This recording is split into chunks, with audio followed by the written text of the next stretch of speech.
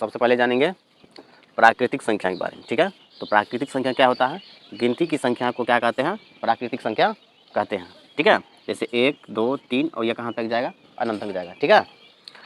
इसके बाद है पूर्ण संख्या। पूर्ण संख्या किसे कहते हैं? पूर्ण संख्या जो होता है वो शून्य से शुरू होने वाला संख्या क्या कहलाता है? पूर्ण संख्या कहलाता है। जैसे 0, 1, 2, 3 और ये भी अनंत तक जाएगा, ठीक है। ये हमारा हो गया पूर्ण संख्या। उसके बाद देखो क्या है? सम संख्या। क्या है? सम संख्या। जिस संख्या में 2 से पूरा पूरी भाग लग जाएगा वो क्या कहलाएगा? सम संख्या कहलाएगा। जैसे 2, 4, 6, 8 है ना, 10 इत्यादि। तो सम संख्या पहचानने का क्या नियम है इसको भी जानना जरूरी है, ठीक है।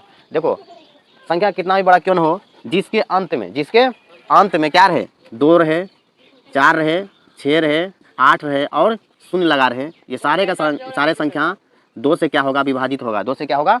विभाजित होगा, ठीक है। तो जैसे कितना बड़ा संख्या क्यों न हो, जैसे कि इसके लास्ट में अगर 4 है तो इसका मतलब ये संख्या क्या है? सम संख्या है। क्या है ये संख्या? सम संख्या है, ठीक है। तो जिस संख्या के अंत में 2, 4, 6, 8 और 0 लगा रहे तो समझ जाएंगे ये संख्या कौन सी संख्या है? सम संख्या है। कौन सी संख्या है? सम संख्या है, ठीक है। विषम संख्या। विषम संख्या जिस संख्या में 2 से पूरा पूरी भाग नहीं लगेगा, जिस संख्या में 2 से पूरा पूरी भाग नहीं लगेगा। पहचानने का क्या नियम है? जिस संख्या के अंत में 1 रहेगा, 3 रहेगा, 5 रहेगा, 7 रहेगा और 9 रहेगा, ये केवल 5 संख्या लगा हुआ रहेगा तो समझ जाएंगे कि वह संख्या विषम संख्या है। समझ में आ रहा है कि नहीं? अब बताओ ये कौन सी संख्या है?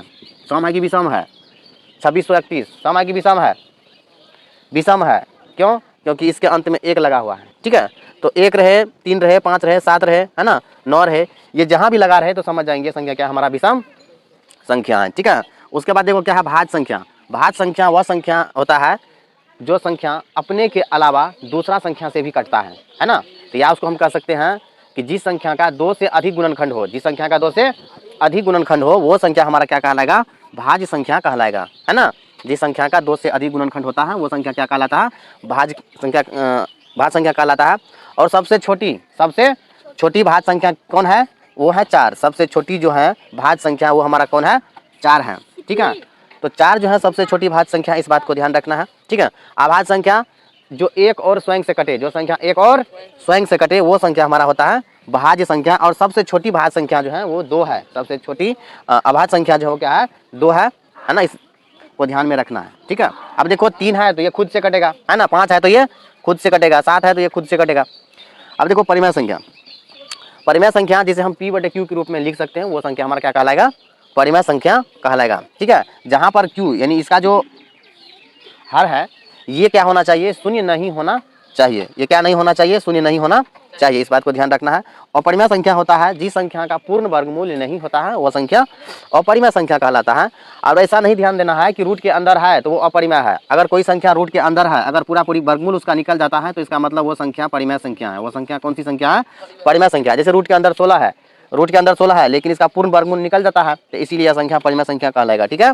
अब देखो अपरिमेय संख्या जिसे हम परिमेय संख्या के रूप में नहीं लिख सकते, है ना। अपरिमेय संख्या होगा जिसका पूर्ण वर्गमूल नहीं निकलता है, ठीक है। ये वास्तविक संख्या है। अब इस बात कर रहे थे किस संख्या के बारे में? वास्तविक संख्या। तो परिमेय और अपरिमेय संख्या के सम्मिलित रूप क्या कहलाता है?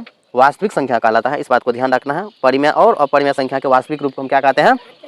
वास्तविक संख्या कहते हैं।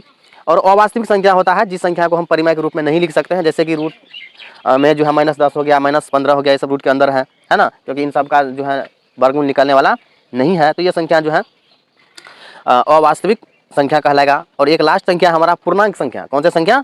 पूर्णांक संख्या। जिस संख्या के समूह में धनात्मक ऋणात्मक, है ना, दोनों शामिल रहता है तो वही संख्या जो है क्या कहलाता है? पूर्ण संख्या कहलाता है, ठीक है।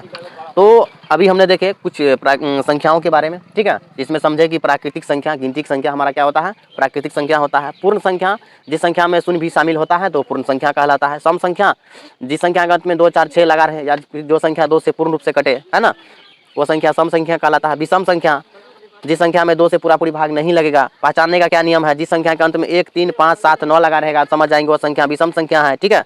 भाज्य संख्या जो संख्या अपने के अलावा दूसरा से भी कटेगा तो वो संख्या भाज्य संख्या कहलाएगा। जो संख्या स्वयं से कटेगा, एक और स्वयं से कटेगा, वो संख्या अभाज्य संख्या कहलाएगा। परिमेय संख्या जिसे हम P/Q के रूप में लिख सकते हैं जहां पर Q = 0 नहीं होना चाहिए। और परिमेय संख्या है जिसका पूरा पूरी वर्गमूल नहीं निकलेगा वह संख्या अपरिमेय संख्या कहलाएगा। वास्तविक संख्या क्या होता है? वास्तविक संख्या परिमेय और अपरिमेय का जो है सम्मिलित रूप होता है, इसी को हम वास्तविक संख्या कहते हैं। और वास्तविक संख्या जिस संख्या को हम परिमेय के रूप में नहीं लिख सकते हैं वो संख्या जो है अवास्तविक संख्या कहलाएगा। न तो इस परिमेय और न ही अपरिमेय के रूप, दोनों में से किसी के रूप में नहीं लिख सकते हैं, ठीक है। उसके बाद पूर्णांक संख्या है, जिस संख्या में जो है धनात्मक ऋणात्मक दोनों संख्या शामिल होता है वह संख्या जो है पूर्णांक संख्या कहलाता है। जैसे -3, -2, -1, 0, 1, 2, 3, 4 ये भी अनंत तक जाएगा। तो इस प्रकार से जो है संख्या और उसके परिभाषा के बारे में जाने। यहाँ तक समझ में आ गया।